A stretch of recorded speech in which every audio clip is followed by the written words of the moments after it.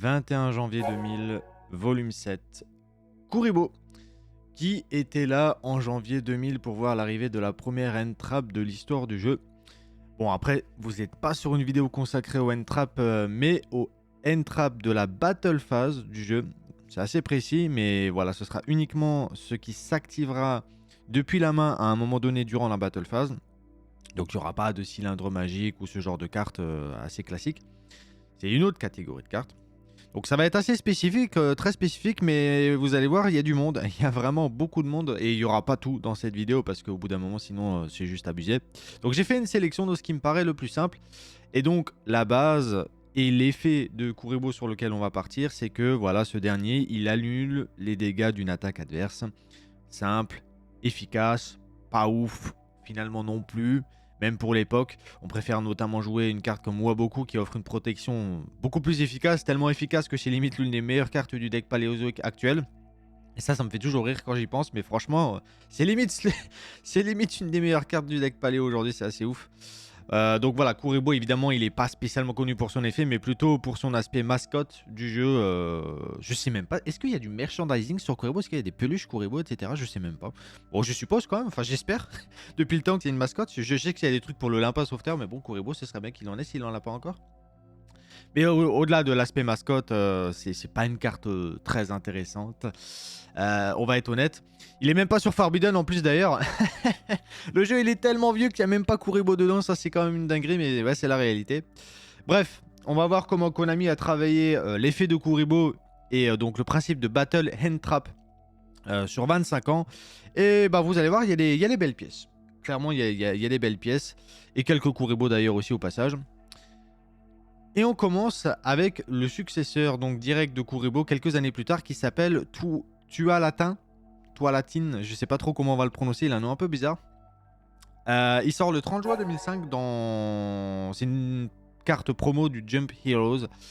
Et alors, je connaissais pas cette carte là avant de faire cette vidéo et je suis assez sur le cul de son effet puisque, écoutez,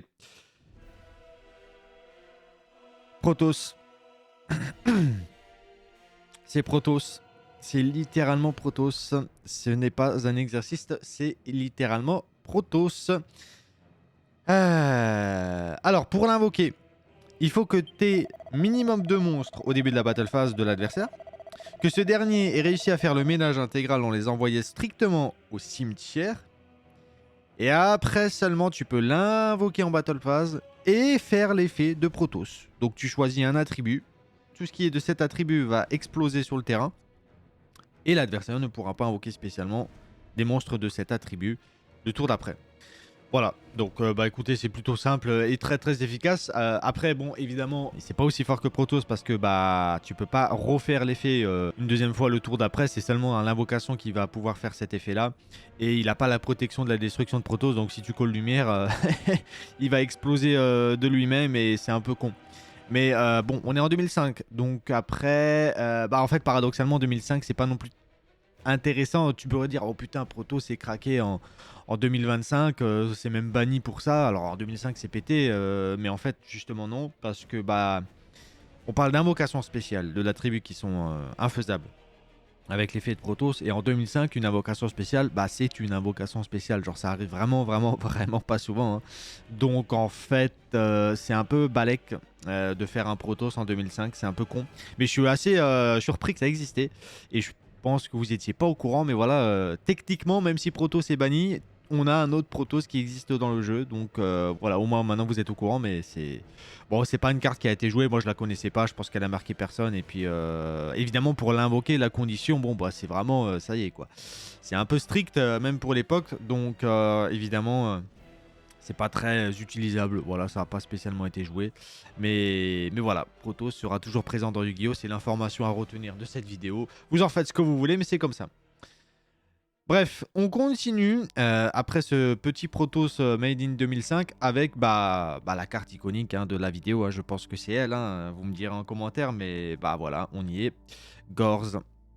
Gorz, l'émissaire des ténèbres. On est en 2006, le 4 septembre, dans Yu-Gi-Oh! R. Voilà, c'était une carte promo du volume 3 de Yu-Gi-Oh! R. Encore une carte promo, il y en aura beaucoup dans cette vidéo d'ailleurs. Et bah écoutez, parmi cette vidéo, je pense que bah, c'est la carte qui a le plus changé l'histoire du jeu, voilà. Parce que son effet stipule que lorsque vous recevez des dommages d'une carte possédée par votre adversaire, vous pouvez invoquer spécialement Gorz. Et ça déjà c'est pas mal parce qu'il a une sacrée patate, mine de rien, surtout pour l'époque. Mais en plus de ça, bon alors pour l'invoquer, il faut que le terrain soit vide, mais bon ça c'est pas très compliqué. Après son invocation, vous pouvez invoquer un jeton avec des stats égales aux dommages de combat que vous avez reçus. Et si jamais les dommages de combat que vous avez reçus, c'est par un effet de carte, donc du burn, bah vous pouvez renvoyer ces dégâts à l'adversaire et peut-être le tuer éventuellement à l'occasion. Mais bon, c'est le premier effet qui a vraiment marqué le jeu à jamais. Puisque c'est ce qui va se passer le plus souvent. Voilà, on prend plus souvent des dommages de combat que des dommages de burn, même à l'époque. Et surtout, bah, qu'est-ce que ça fait concrètement? C'est que bah, si tu attaques ton adversaire avec ton plus gros monstre, et que après donc il invoque Gorz et fait un jeton avec la patate de ton plus gros monstre, bah après tu fais comment, chef?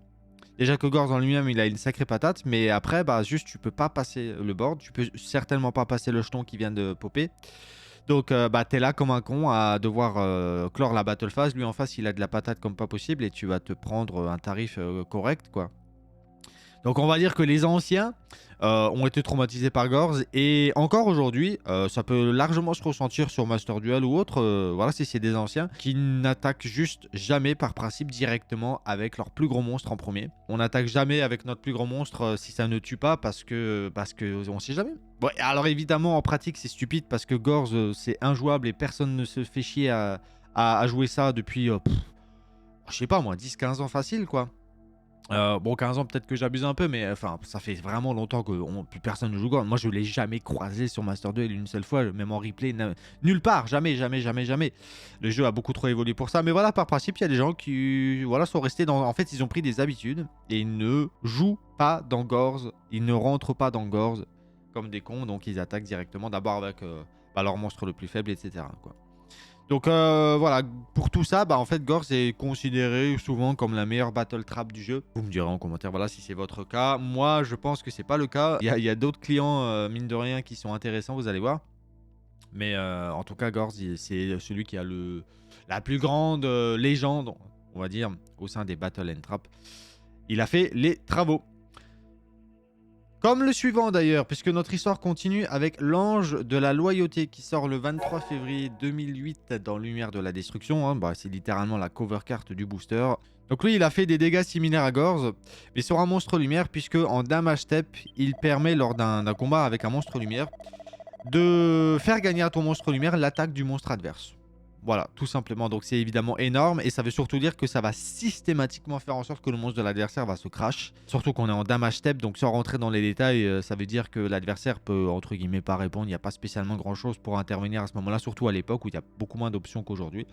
Donc c'est fatal dans à peu près 100% des cas. Donc on le voyait partout en 2008, surtout qu'à cette époque-là, il y avait un certain deck qui s'appelle Seigneur Lumière, qui n'a que des monstres lumière comme son nom l'indique. Donc bon bah Honest, évidemment que ça faisait un travail phénoménal. Et c'est pour ça que bah, la carte, elle est peut-être plus iconique que Gorz, à la limite, je sais pas. Bon voilà, il a un booster carrément, genre j'allais dire en son nom, mais on va dire à son effigie. Et ça, mine de rien, c'est assez ouf. Voilà, c'est vraiment iconique, absolument iconique. Donc, bon, et après, c'est comme d'hab, hein, c'est des effets qui ne sont plus très pertinents aujourd'hui. Quand bien même, ça reste un effet excellent quand il se résout, parce que ça va faire que bah, le monstre de l'adversaire va crash. Hein. C'est toujours pareil en 2025, mais c'est juste qu'en fait, on fait autre chose. Aujourd'hui, on a une autre rythmique de jeu, une autre philosophie de jeu. Mais voilà, c'est un monstre absolument exceptionnel pour l'époque. Et on continue avec encore un monstre, ma foi, plutôt exceptionnel, puisque nous avons Tragoedia, qui sort la même année en 2008, le 21 août, toujours dans une carte promo du V-Jump, voilà, le V-Jump d'octobre. Il est très connu pour s'invoquer spécialement quand tu prends des dommages de combat, encore une fois. Il gagne 600 d'attaque pour chaque carte dans ta main, mais il y a surtout encore deux effets de fou. Le premier étant de pouvoir voler un monstre de l'adversaire du même niveau d'un de tes monstres que tu as envoyé depuis ta main au cimetière. Ce qui en plus des fois fait que bah, ton monstre quand tu l'envoies à main au cimetière, tu es content de l'envoyer au cimetière, ça va faire des trucs, etc. Donc c'est parfois encore vraiment mieux. Et en plus de ça, il peut moduler son niveau pour choper celui d'un de tes monstres dans ton cimetière. Gratos, voilà. Donc bah, c'est un outil multitâche qui permet par exemple de faire des body niveau 4. Voilà, à l'époque des Xyz, tu invoques Tragoedia, tu cibles un monstre dans ton cimetière qui est niveau 4, Tragoedia passe niveau 4, tu fais des Xyz, voilà. Simple, efficace. Il fait à peu près tout, donc évidemment qu'il a été aussi très joué pendant très très longtemps. Tout le monde connaît la carte aussi, hein. Je le mets au même niveau que Honest et Gorz. J'ai un peu l'impression que c'est une triplette, la triplette de l'âge d'or des Battle and Trap, plus ou moins. Mais voilà, encore une fois, dites-moi en commentaire ce que vous avez à dire sur Tragoedia. Mais voilà, c'est une carte de fou qui a fait son travail pendant des années. Encore toujours pareil aujourd'hui. Bon, bah moi je l'ai jamais croisé sur Master Duel. Personne ne joue ça. C'est complètement périmé comme style de jeu, hein, on va dire ça comme ça. Mais voilà, encore une carte de fou malade qui a marqué le jeu, évidemment. Donc voilà, on est dans l'âge d'or, hein, des N-Trap, des Battle N-Trap surtout, 2008-2009 globalement, hein, c'est à peu près ça, l'âge d'or de tout ça.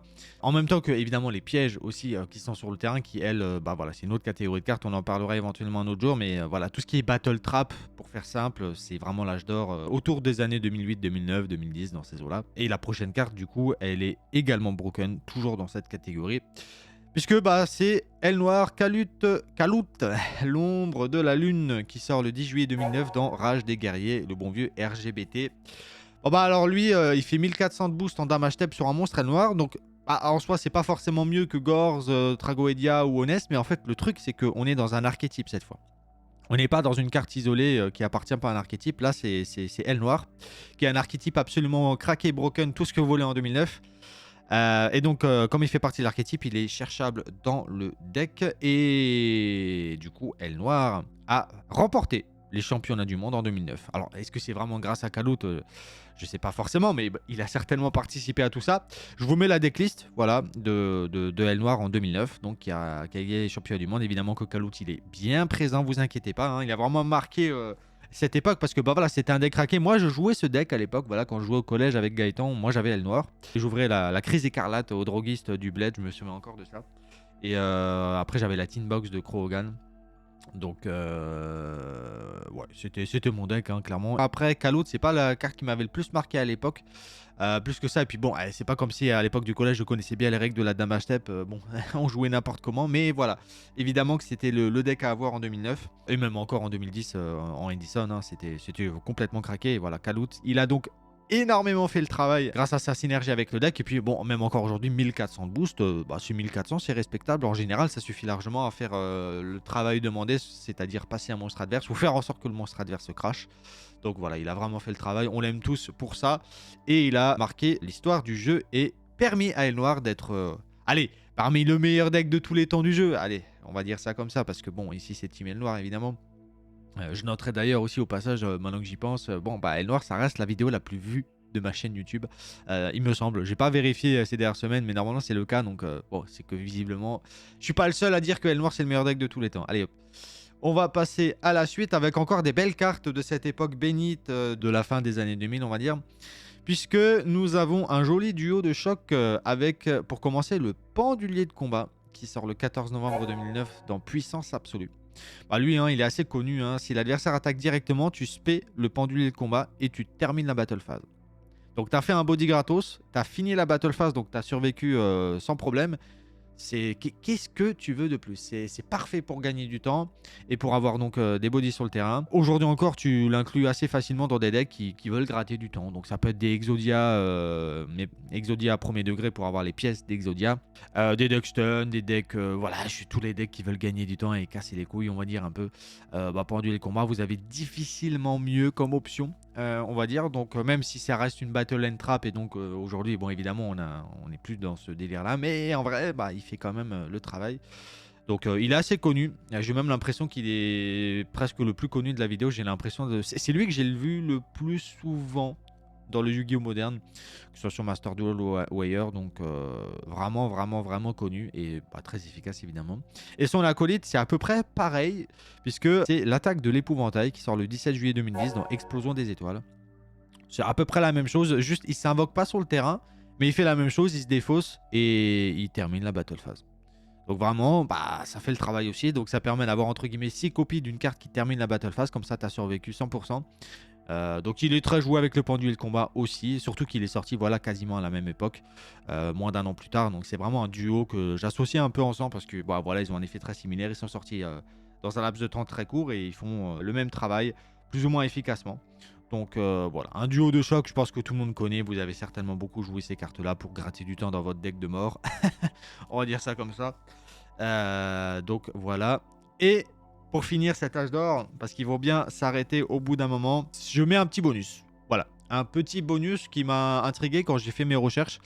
C'est le Gardien de la Citadelle qui sort le 17 avril 2010 dans Révolution des Duellistes. Alors bon, il sort un petit peu avant l'attaque de l'épouvantail, mais moi j'en parle juste après parce que je voulais parler du duo de choc avant. Voilà, donc pourquoi je le mets lui, c'est parce que bah mes hommages à la défense quand même dans Yu-Gi-Oh peut-être, parce que bah là tout ce qu'on a vu jusqu'à présent, ça fait que jouer sur les statistiques d'attaque des monstres. Donc bah évidemment c'est très bien, c'est ce qu'on veut, mais de temps en temps la défense, bah écoutez pourquoi pas aussi hein. Donc bah lui voilà, si un monstre en mode défense que tu contrôles se fait attaquer, bah tu le défausses et ton monstre gagne 1500 de défense. C'est beaucoup. C'est vraiment beaucoup, donc bah écoute, son effet il est respectable, hein. Moi je trouve qu'il fait le travail pour son époque, on est encore en 2010 donc c'est ok.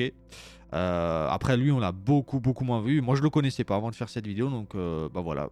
Je sais pas à quel point il était pertinent, mais j'avais envie voilà, juste de rendre hommage à la défense dans Yu-Gi-Oh! Parce que des fois ça sert. Surtout qu'en plus, depuis le temps. À l'époque, je sais pas si ça existait, je suis pas sûr. Mais aujourd'hui, on a quand même des monstres qui peuvent taper en mode défense. Ça existe, hein. Vous avez notamment le dernier, peut-être représentant en date, étant le nouveau boss monster féerique.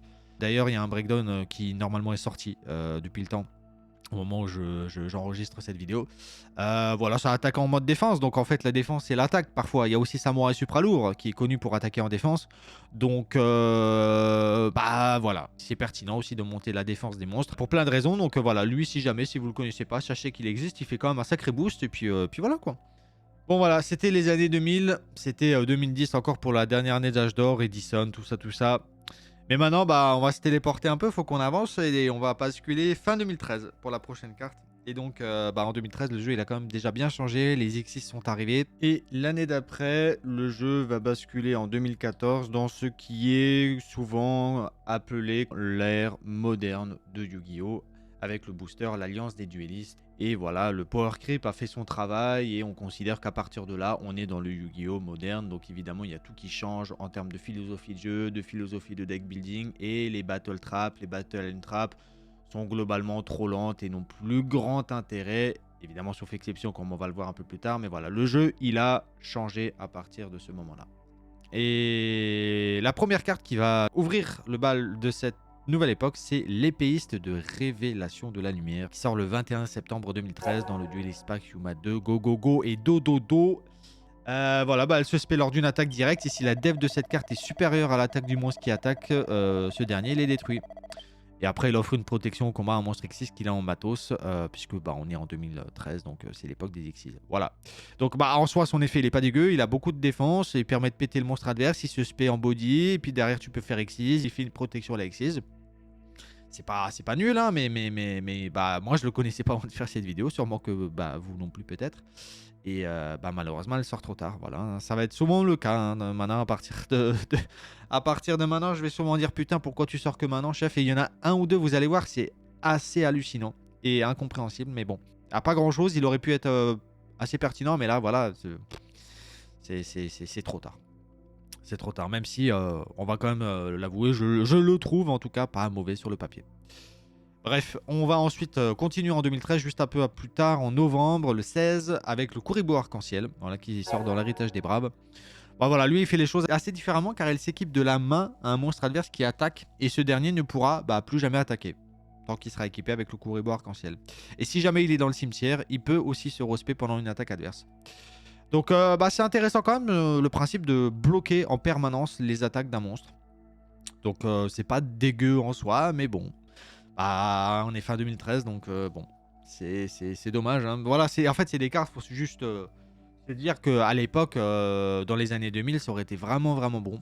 Mais après, bah, même si l'effet est pas dégueu, encore une fois. A priori, c'est pas joué, moi je l'ai jamais croisé, donc bon, pareil, vous me dites en commentaire si vous avez des souvenirs avec cette carte-là. On continue ensuite avec une carte de l'anime qui sort dans le Duelist Pack Battle City, donc Batailleville en français, le 6 juin 2015. C'est une carte de Marek Juragedo. Alors dans l'anime de ce que j'ai vu, il n'avait pas d'effet, c'était un vanilla, mais là ici, il a un effet un peu spécial puisqu'il dit en Battle Step, En effet rapide, tu peux l'invoquer depuis ta main et gagner 1000 points de vie. Et après, tu peux le sacrifier en effet rapide pour cibler un de tes monstres face recto et gagner 1000 d'attaque jusqu'à la fin du prochain tour. Alors voilà, lui il parle de Battle Step. C'est le seul et donc ça portait un peu à confusion, mais en gros la battle phase elle est divisée en plusieurs sous-catégories. Je vous mets un graphe pour vite fait visualiser ça. La battle step c'est la deuxième sous-catégorie. En gros c'est là où tu vas déclarer les attaques avec les monstres. Tu es en battle step, tu déclares une attaque, on passe au calcul des dommages et toute la damage step, on revient en battle step, est-ce qu'il y a encore un monstre qui peut attaquer, et voilà on répète. Donc en gros ce que tu peux faire par exemple pendant le tour de l'adversaire, tu attends qu'il attaque avec tout le monde et quand il a fini, et bah tu invoques Juragedo en battle step et donc bah, tu vas gagner 1000 points de vie et tu vas avoir un body pour après au prochain tour faire des trucs. Ou alors toi pendant ta battle phase tu tapes avec tout ce que tu as et après tu rajoutes Juragedo en battle step et bah du coup il peut attaquer et tu vas rajouter encore des dommages. Pourquoi pas trouver l'étal avec cette carte là, ça peut être effectivement utile. Il est niveau 4 aussi au passage, donc pourquoi pas l'utiliser pour faire des Xyz. À l'époque, en 2015, il y en avait. C'était quand même globalement la norme, même s'il y avait déjà un peu les pendules, mais c'était quand même très Xyz. Donc voilà. C'est pas mauvais, ça a été testé plus d'une fois et voilà, il a un ruling un petit peu spécial, mais c'est pas non plus si compliqué que ça en vrai. Donc voilà, il est plutôt cool, même si bon, il n'a pas vraiment traversé le temps et ça fait bien longtemps qu'on l'a pas vu. Moi, je l'avais jamais croisé parce que bon, en 2015, je jouais pas au jeu, mais voilà, il est plutôt pas si mal. On va enchaîner avec une carte que j'aime bien. Là, on va encore se téléporter dans le temps. On va aller direct en 2016. Hein. De toute façon, hein, il y en a beaucoup moins aussi des Battle and Trap pertinentes. Mais on va se téléporter en 2016 avec une carte que j'aime bien et un archétype que j'aime bien. Puisqu'il s'agit de Fourmis Sarracenia Prédaplante. Qui sort le 12 novembre 2016 dans le booster SP Fusion Enforcer. Elle est assez vicieuse et elle est plutôt efficace. Donc lorsque l'adversaire attaque, tu peux l'aspect. Si elle combat un monstre de l'adversaire, tu peux le péter après les calculs des dommages. Et si cette carte touche le cimetière depuis le terrain par un effet de carte, ce qui arrive souvent dans la stratégie du deck Prédaplante qui est un deck fusion, ou si elle est détruite au combat, ce qui va a priori arriver si l'autre il voulait taper, et bah tu peux chercher une carte Prédap depuis ton deck. Soit à peu près l'ensemble de ton deck et de l'archétype. Donc voilà, non seulement elle te protège d'une attaque, non seulement elle va péter le monstre adverse, mais en plus elle va te permettre d'aller chercher une carte Prédaplante. Et autant la dernière partie de l'effet d'aller chercher une carte Prédaplante, bah, c'est évidemment utile seulement si tu joues le deck Prédaplante, mais les autres effets, ça peut se jouer ailleurs en fait. C'est le premier effet, la première partie, elle est totalement générique. Donc c'est vachement cool. Et aujourd'hui, encore, si tu veux jouer le deck Prédaplante, bah tu veux jouer cette carte là en one-off, au moins en one-off quoi, parce que bah elle fait le travail hein, tout simplement. Moi je la trouve assez efficace et moi j'aime bien Prédaplante aussi, donc voilà. Même si c'est pas un deck méta aujourd'hui, et même à l'époque où il y avait le support et tout, je pense que avec Branded, il y a eu des cuisines, il y a eu des trucs à faire, c'était vraiment pas dégueu, mais bon, aujourd'hui, Madame Branded a trouvé sa nouvelle maison avec Dracotel, mais vraiment, Prédaplante, moi je trouvais ça assez sympa comme concept avec les compteurs qui mettent les monstres niveau 1, etc. C'est assez cool. Mais bon, voilà, c'est comme beaucoup de cartes similaires dans leur archétype, que ce soit les crânes serviteurs, les chevaliers étoilés, et plein d'archétypes qui ont leur battle and trap un peu. Bon, bah. De toute façon, on est en 2016, donc c'est un peu chaud. Et puis, c'est souvent des archétypes qui sont pas méta du tout. Donc, c'est un peu compliqué. Mais voilà, au moins, celle-là, à la limite, dans le deck Prédaplante en one-off, avec la synergie du deck, en vrai, c'est OK. Franchement, c'est OK. La synergie, on va dire, d'archétypes est ce qui sauve la plupart des cartes de cette époque-là. C'est-à-dire qu'en gros, il y a deux écoles. Soit tu as un effet complètement pété, stupide, voire vraiment stupide, et du coup, sans synergie d'archétype, tu peux être pertinent et être joué. Soit tu fais partie d'un archétype, et donc on te joue naturellement parce que tu marches bien avec l'archétype, et en plus, tu as un effet Battle and Trap, et donc c'est cool, quoi. Sans non plus être forcément transcendant, mais voilà. C'est un peu les deux voies à suivre, et on va continuer sur la voie de l'archétype, toujours en 2016, avec la carte qui a le record du boost d'attaque de cette série et de cette vidéo. Lui, clairement, c'est World Record GG. C'est Neos de la loyauté héros élémentaire. Lui, il sort le 17 décembre 2016, donc dans le pack anniversaire des 20 ans de Yu-Gi-Oh! Parce que Yu-Gi-Oh! Ça a été créé en 96. Lui, c'est 2500 de boost d'attaque sur un monstre héros. Voilà, 2500 ma gueule. C'est what the fuck. Après, c'est parce que c'est Neos, donc Neos il a 2500 de patates, c'est le lore qui veut ça, hein, mais Ah, c'est beaucoup moins. C'est beaucoup moins. On l'a croisé un certain nombre de fois à cause de ça, hein. Moi, même sur Master Duel, je l'ai croisé pas mal de fois parce que, évidemment, c'est un héros élémentaire, c'est Nos, tu peux le chercher du deck et le setup. Et avec 2500 de boost, t'as intérêt à t'en souvenir qu'il est là parce que sinon, c'est pas un crash qui va se passer, c'est un suicide la plupart du temps. Donc, lui, pour le coup, il a été assez efficace. Alors, aussi, techniquement, je fais une petite entorse à la règle parce qu'il peut s'activer en dehors de la battle phase pour faire le boost de 2500 d'attaque, mais bon. Pourquoi tu ferais le boost en dehors de la battle phase? Je sais pas pourquoi. Hein. Attends la damage step, boum, 2500 et c'est nickel. Mais c'est vrai que techniquement, lui, il s'active pas en battle phase. Donc, bon, c'est un peu bizarre. Mais bref, voilà, c'est Guinness Book World Record. 2500, c'est colossal. Et donc, très joué. Alors, peut-être plus aujourd'hui dans le deck Hero, qui en plus a changé tout récemment avec un circulaire et d'autres trucs assez ouf. Mais on l'a vu quand même pas mal de fois pendant un bon moment sur le deck Hero et ses variantes. Donc, clairement, il est assez marquant et assez apprécié des joueurs héros. Ensuite, on a une petite curiosité. Là, dans mes recherches, j'ai trouvé un truc un peu curieux que j'avais envie de vous montrer. C'est le Chevalier de la Parade, qui sort le 15 avril 2017 dans le Code des duellistes. Lui, il s'invoque quand tu as pris des dommages de combat et ensuite, il va spé depuis ta main un monstre avec une attaque inférieure ou égale aux dommages que tu as pris. Et donc, je trouve ça pas mal sur le principe. Et je pense que ça aurait été complètement broken à l'époque de l'âge d'or des Battle Trap, quoi. De pouvoir cracher 2 bodies de ta main comme ça. Gorz, il a quand même marqué les esprits parce que, en fait, il crache 2 bodies avec une grosse patate depuis ta main. Et lui, en fait, il fait la même chose. Sauf qu'au lieu de cracher un jeton, il crache un monstre de ta main qui, bon, peut-être pas une patate aussi forte que le jeton, mais qui après peut peut-être avoir des effets quand il touche le terrain et des trucs, etc. Donc franchement, l'effet, il aurait été assez incroyable à l'époque. Après, bon, on est en 2017, moi je connais pas cette carte, je l'ai jamais vue. Elle fait pas partie d'un archétype, donc il n'y a aucune synergie. Donc c'est dommage, quoi. C'est le genre de truc, tu te dis putain, mais c'est con, pourquoi ça sort que maintenant en 2017? C'est vraiment dommage. Donc bon, hein, c'est la triste histoire d'un certain nombre de cartes. Mais voilà, j'avais envie de la montrer parce que en fait, je la trouve assez intéressante. Et putain, ça aurait été vraiment fort à l'époque, quoi. Ça aurait été vraiment, vraiment fort. Mais vous inquiétez pas, il y a des cartes pétées qui arrivent, puisque la prochaine, écoutez, alors là, Konami, il y a des jours, ils se disent, vas-y, tu sais quoi, aujourd'hui, je suis énervé, on va créer des dingueries, j'ai envie de fracasser, des boards, j'ai envie d'envoyer du sale. Et donc, un beau jour, ils se sont dit, vas-y, tu sais quoi, on fait péter les potards et on balance l'une des cartes les plus dévastatrices de toute l'histoire du jeu. Je parle évidemment de A Force Égale Evenly Match 8 juillet 2017 dans le Coupe Circuit. Voilà. Bon écoutez, hein, encore aujourd'hui, quand l'adversaire, pendant son tour, en go second, il fait rien en main phase, il bascule direct en battle phase, ouf. Alors là, mon gars, tu te sens pas bien, t'es là en mode ah, je crois que je suis baisé. Parce que voilà, à la fin de la battle phase, si tu n'as aucune carte sur le terrain, tu peux activer cette petite carte piège depuis la main. C'est tout l'intérêt et c'est tout ce qui fait que la carte a été très très utilisée. Elle est au moins 90% du temps, elle est activée depuis la main, elle n'est pas activée sur le terrain, ça c'est clair. Quand elle s'active, elle fait bannir. J'insiste, hein, elle fait bannir. Donc c'est l'adversaire qui est affecté, pas les monstres. Elle fait bannir face verso. Vraiment, ça c'est important aussi. Face verso, c'est une dinguerie. Autant de cartes sur le terrain de l'adversaire que toi, tu contrôles de cartes. Au moment où tu résous Evenly Match. Donc, comme pour l'activer depuis la main, tu ne dois contrôler aucune carte sur le terrain, ça veut dire qu'au moment où Evenly Match se résout, comme c'est une piège, elle est sur le terrain, donc tu contrôles une carte. Donc l'adversaire vire tout son terrain, sauf une carte. Et si jamais l'adversaire il est con, ou qu'il a misclick, ou que je sais pas quoi, il se débarrasse de ton Evenly Match dans la même chaîne, que du coup à la résolution tu n'as plus Evenly Match sur le board, donc tu as 0 carte sur le terrain, donc l'adversaire doit bannir tout son terrain. On a déjà vu ça un certain nombre de fois sur Master Duel malheureusement. Mais ça arrive pas très souvent quand même parce que les joueurs, ça va, ils connaissent avec le temps Evenly Match. Par contre, petite astuce, si l'adversaire il contrôle un jeton,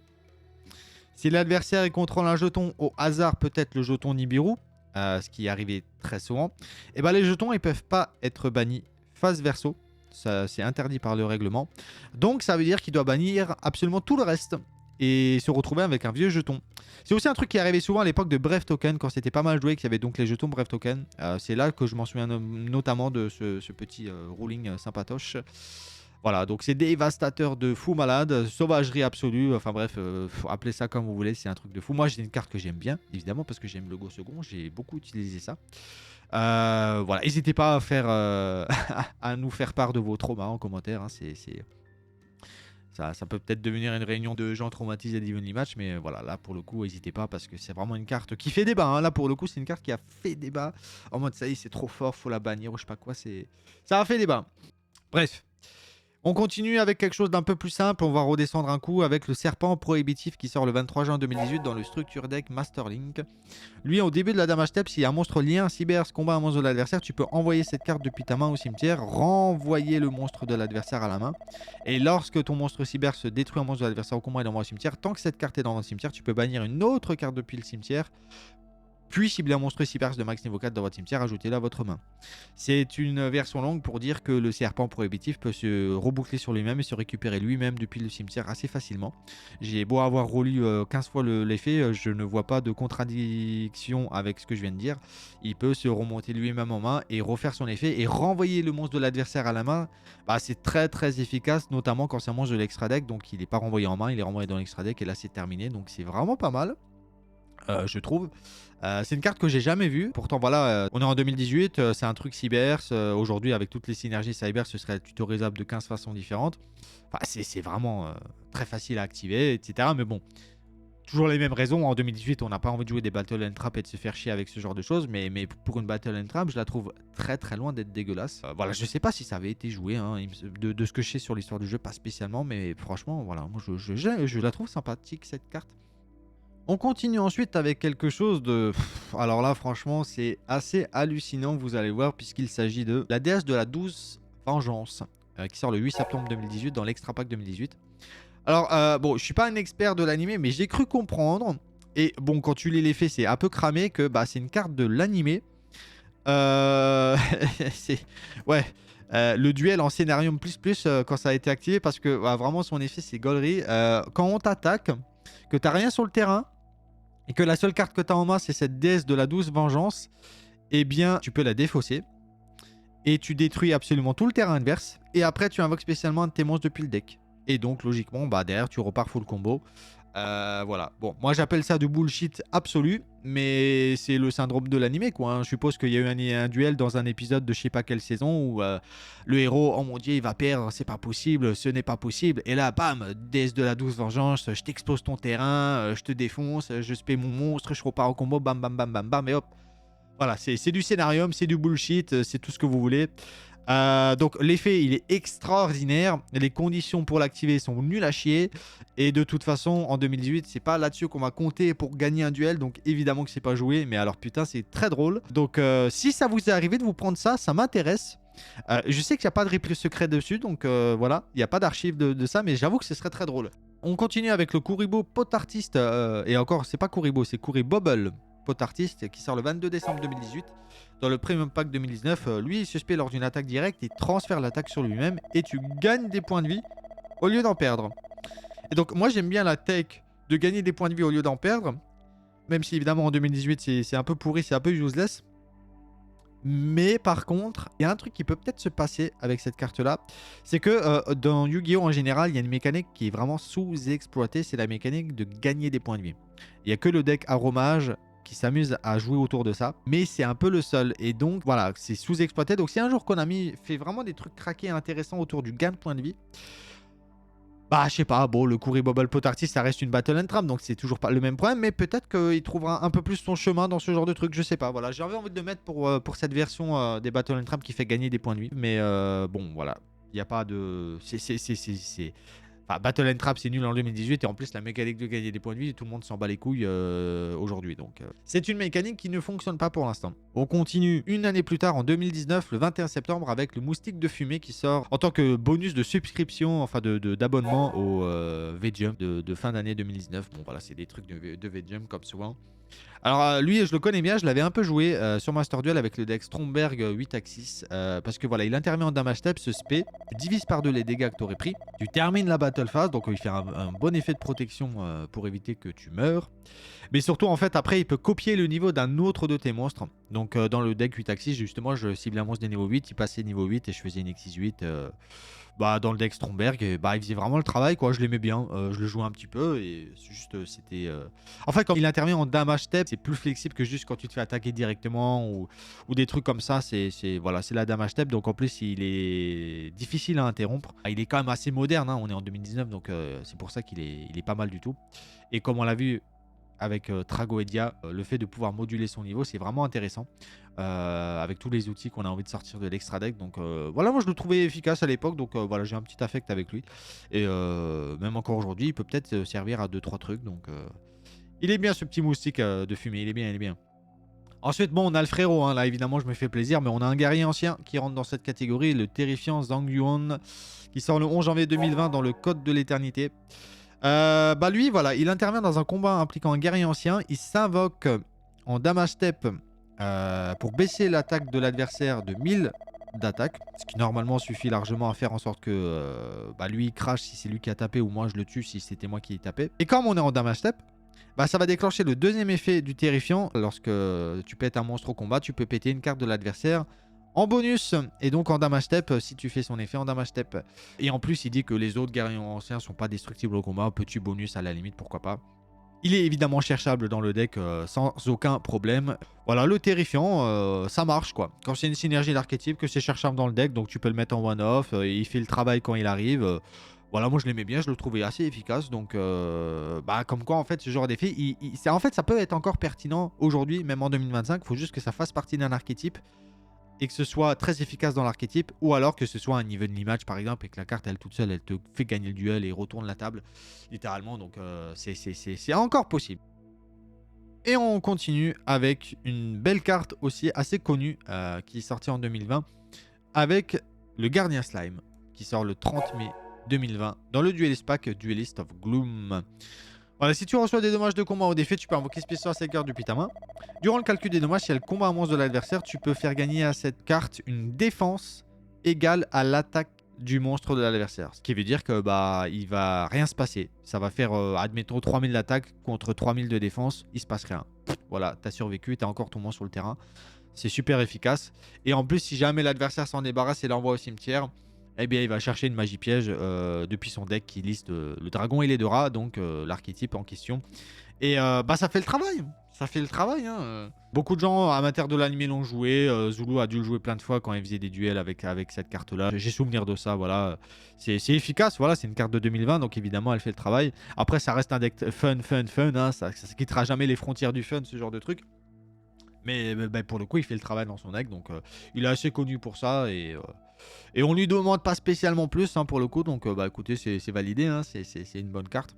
Mais maintenant, on va peut-être enchaîner sur une vraie dinguerie. Là, depuis Evenly Match, on n'a pas eu de vraie dinguerie là, donc il serait peut-être temps. Et là, on en a une, je vous le dis. C'est une carte que je connaissais pas, que j'ai découvert il y a un peu plus d'un an quand je vous ai fait un breakdown sur la chaîne. Et voilà, j'ai découvert cette carte à l'occasion et je l'ai trouvée complètement pétée. C'était littéralement la meilleure carte du deck. Elle m'a fait gagner je sais pas combien de duels. Ça sort le 5 novembre 2020 en exclu TCG dans la Rage Fantôme et il s'agit de Mahama, le dragon féerique. Alors lui, son effet, c'est que durant le tour de votre adversaire, lorsqu'un joueur reçoit des dommages de combat, tu peux invoquer spécialement cette carte depuis ta main, puis appliquer un de ses effets. Gagner des points de vie égaux aux dommages du combat ou infliger des dommages à votre adversaire égaux aux dommages du combat. Donc comme c'est suite à des dommages de combat qui peut se spécifier, ça veut dire qu'on est en damage step. Donc il s'invoque en damage step, donc il y a peu de choses qui peuvent aller le chercher et empêcher son invocation. Et dans le même effet, en résolution du même effet, et pas dans un deuxième temps, bah il va burn l'adversaire des dommages que tu as pris. Donc si tu as tapé à 3500, il va se prendre 3500 dans la gueule. Mahama a 2500 de dev, donc en plus c'est un joli body pour défendre. Et c'est pas une fois par tour. Il y a marqué nulle part que c'est une fois par tour son truc, alors que c'est une carte de 2020. Donc si tu en as plusieurs en main et que l'autre il insiste, il continue de taper, eh ben, c'est reparti, on va refaire son effet quoi. En fait, lui c'est le plus grand voleur de game du siècle. C'est un braquage systématique.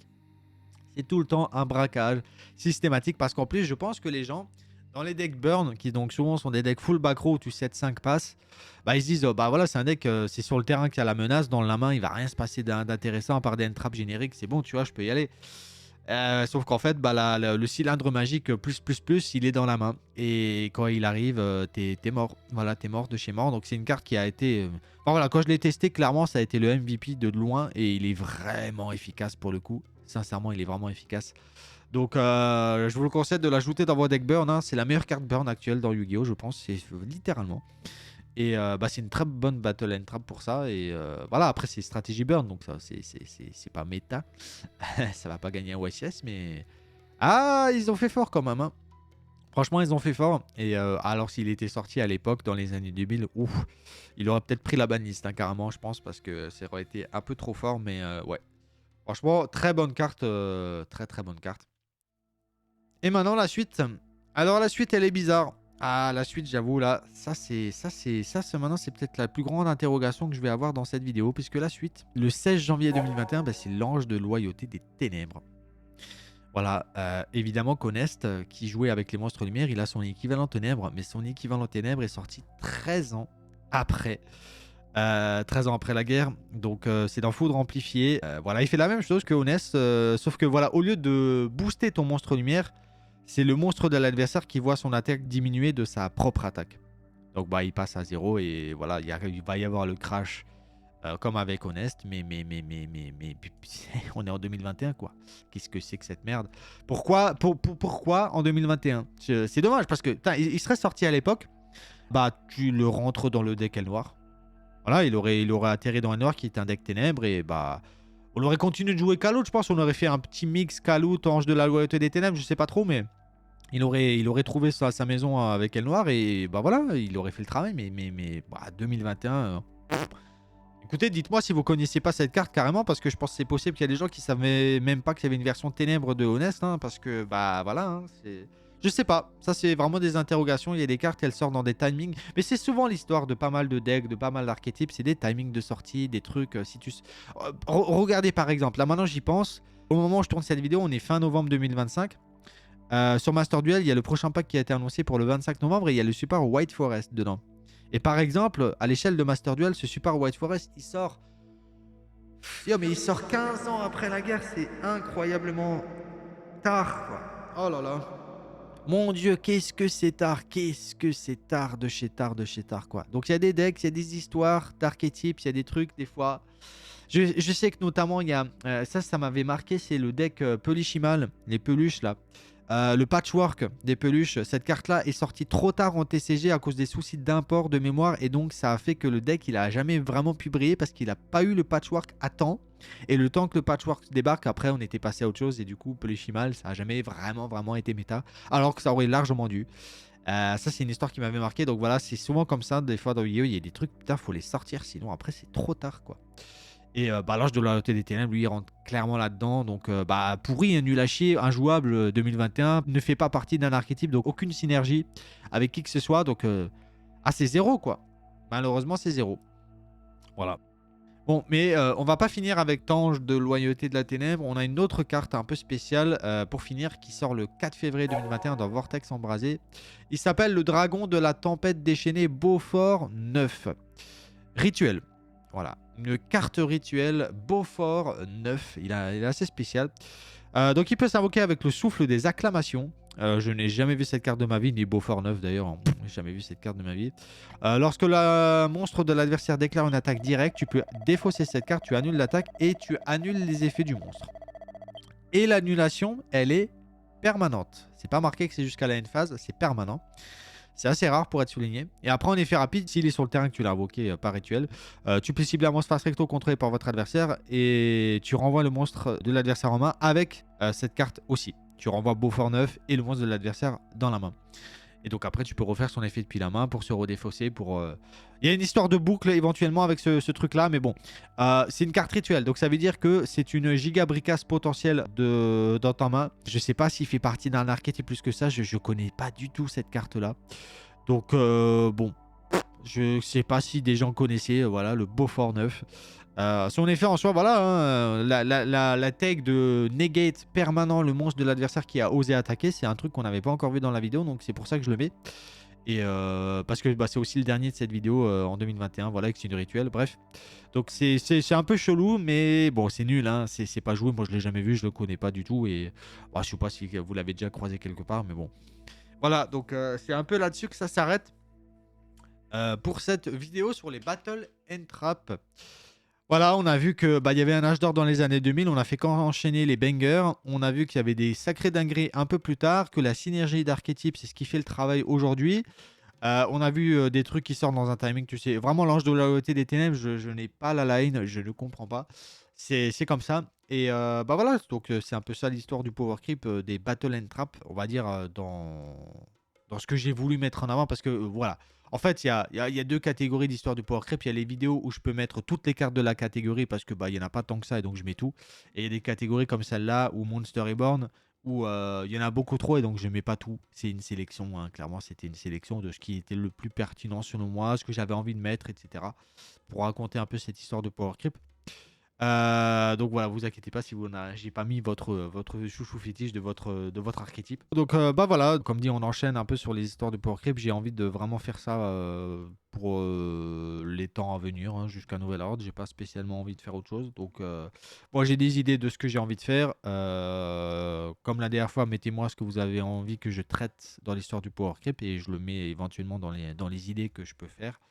Mais voilà, là, je suis parti sur une nouvelle dynamique avec ça. Et bah voilà, j'espère que ça vous plaira. Et on verra jusqu'où ça nous emmènera. En espérant que ça nous emmène quelque part. Mais voilà, moi, j'aime bien faire ces petites séries de vidéos. Et ça permet d'isoler des concepts de gameplay au sein d'une vidéo et de pouvoir, alors pas forcément être exhaustif encore une fois, mais de pouvoir juste, on va dire, retenir l'essentiel d'une mécanique de gameplay au sein de la même vidéo et de le faire dans l'ordre chronologique pour avoir, voilà, un truc pratique pour les années à venir, comme ça, t'as envie de chercher une mécanique de gameplay qui peut être cool dans ton deck, bah tu regardes l'histoire du Power Creep, tu vois s'il y a un truc dedans intéressant et hop, tu le mets dans ton deck. C'est un peu ça le but, je pense, que j'ai envie de faire.